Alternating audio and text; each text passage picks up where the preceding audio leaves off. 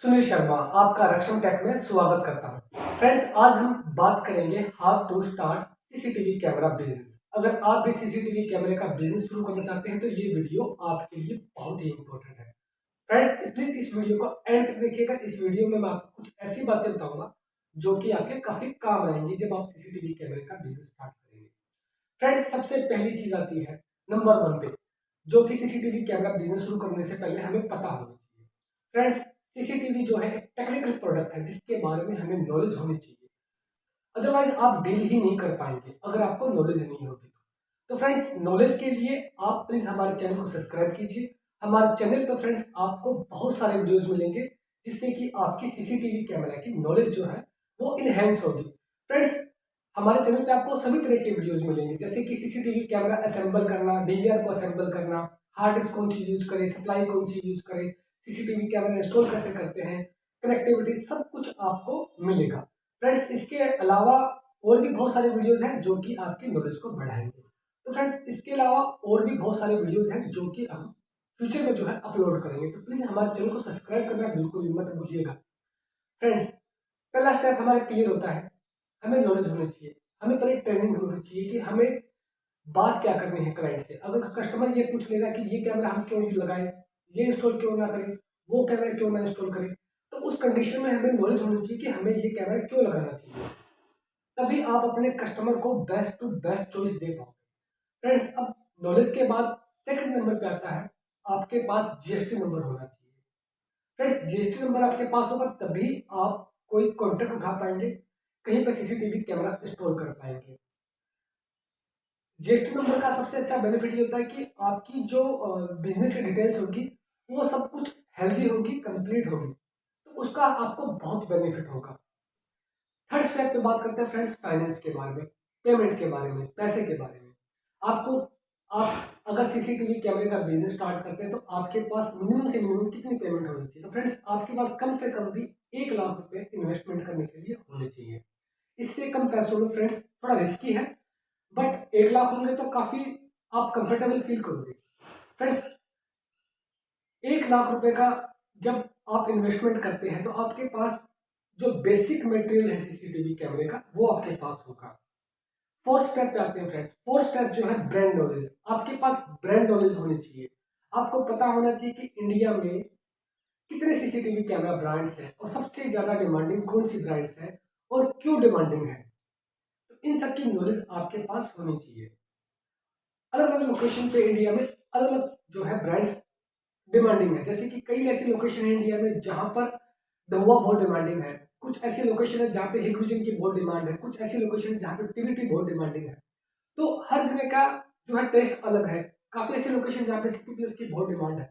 तो फ्रेंड्स, आपके पास ground knowledge होनी चाहिए। जहाँ जिस लोकेशन पे आप बिजनेस स्टार्ट करना चाहते हैं आपको पता होना चाहिए कि सबसे ज्यादा डिमांडिंग कौन सी ब्रांड है यहाँ पर। फ्रेंड्स, अब बात करते हैं फिफ्थ स्टेप के बारे में। फिफ्थ स्टेप में फ्रेंड्स आती है लोकेशन। सबसे अच्छी बात है सीसीटीवी कॉन्ट्रैक्टर के लिए कि उसे लोकेशन के लिए शॉप लेने की भी जरूरत नहीं है। ये काम आप अपने घर से भी कर सकते हो। अगर आप सीसीटीवी में सर्विस प्रोवाइडर का काम स्टार्ट करते हो या फिर सीसीटीवी कॉन्ट्रैक्टर का काम स्टार्ट करते हो तो आपको एक शॉप लेने की भी जरूरत नहीं है। ये सब काम फ्रेंड्स आप अपने घर से भी कर सकते हो। फ्रेंड्स, वैसे तो सीसीटीवी के अंदर जो बिजनेस है उसे करने के काफी तरीके हैं और काफी तरीकों से आप पैसे कमा सकते हो, बट जो पॉपुलर है और जो मेन जो 3 तरीके हैं उनके बारे में मैं आपको बताता हूँ। पहला है होलसेलर फ्रेंड्स, सेकंड है सीसीटीवी कॉन्ट्रैक्टर और थर्ड है सीसीटीवी सर्विस प्रोवाइडर।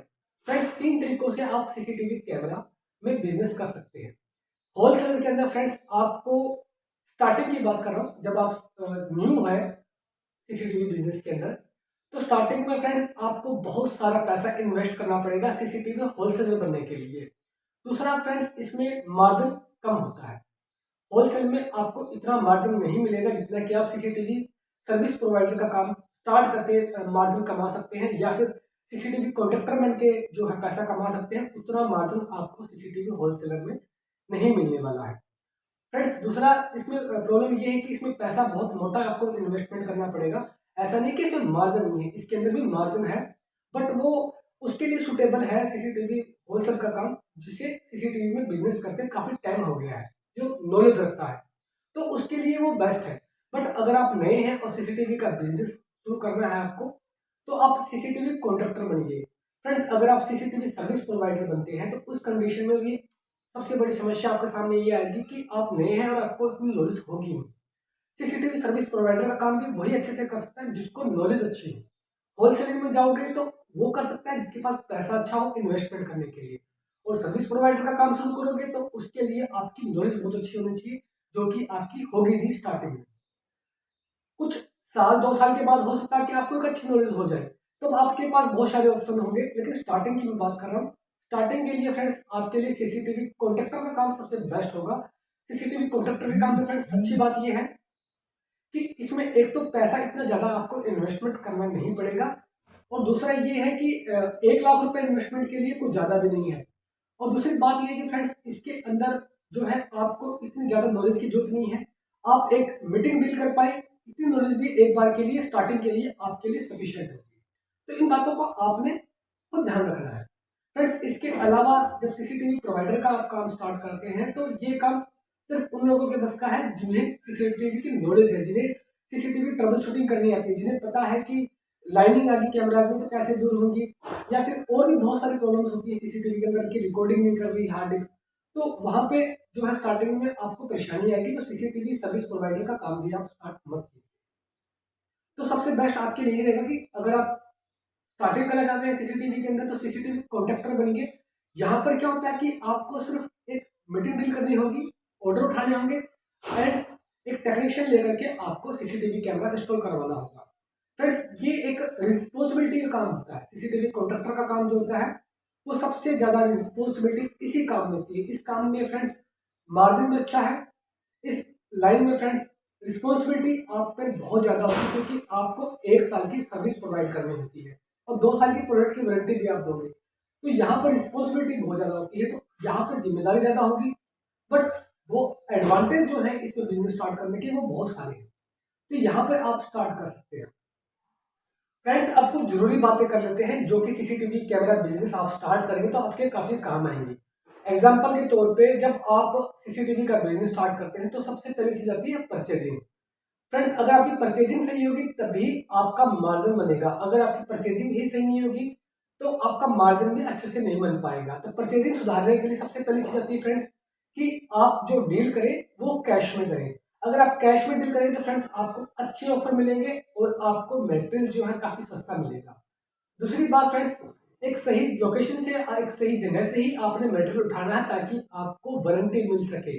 अगर आपको पीछे से ही वारंटी नहीं मिलेगी प्रोडक्ट की तो फिर आप डील कैसे कर पाओगे? आप कस्टमर को कल को जब आपको वारंटी देनी पड़ेगी तो आप कहाँ से दोगे? तो इन चीज़ों का आपने ध्यान रखना है, ये बहुत जरूरी है।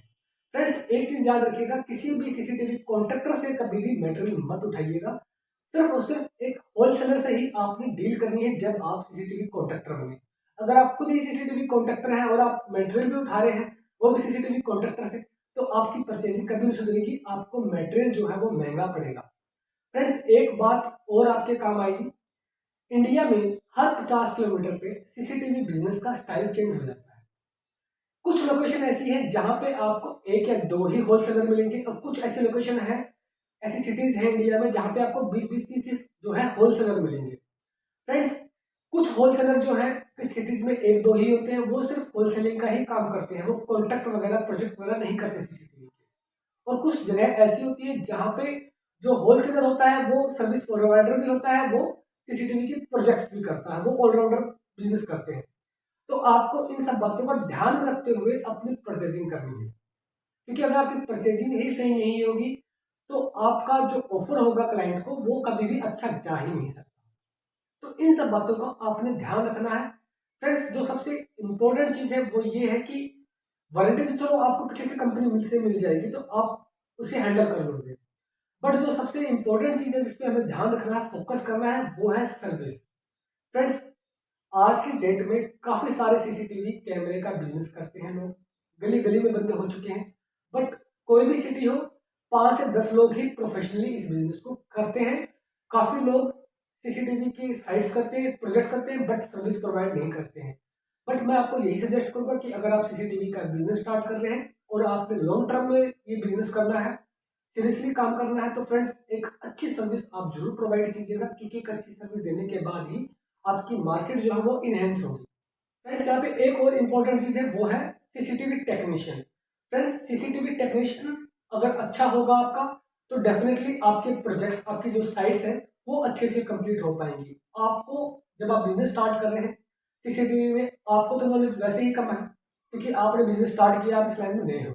ऊपर से आप जिस टेक्नीशियन से काम करवा रहे हैं वो भी आपने एक फ्रेशर ही ले लिया, तो ना उसे नॉलेज होगी ना आपको नॉलेज होगी, तो ऐसे आप कहीं ना कहीं अटक जाओगे। तो एक एक्सपर्ट बंदे से ही आप अपने जो प्रोजेक्ट्स हैं, अपनी साइट्स हैं, उन्हें कंप्लीट करवाइएगा। फ्रेंड्स इसका बेनिफिट ये होगा कि एक तो आपकी जो साइट्स हैं, आपकी जो प्रोजेक्ट्स हैं वो अच्छे तरीके से कंप्लीट हो पाएंगे और आपकी भी नॉलेज इसके साथ साथ बढ़ती चली जाएगी। उम्मीद करता हूँ फ्रेंड्स आपको ये वीडियो हमारा पसंद आया होगा, तो प्लीज़ इसे लाइक करना और हमारे चैनल रक्षम टेक को सब्सक्राइब करना बिल्कुल भी मत भूलिएगा। फ्रेंड्स हमारा वीडियो देखने के लिए आप सभी का बहुत बहुत धन्यवाद।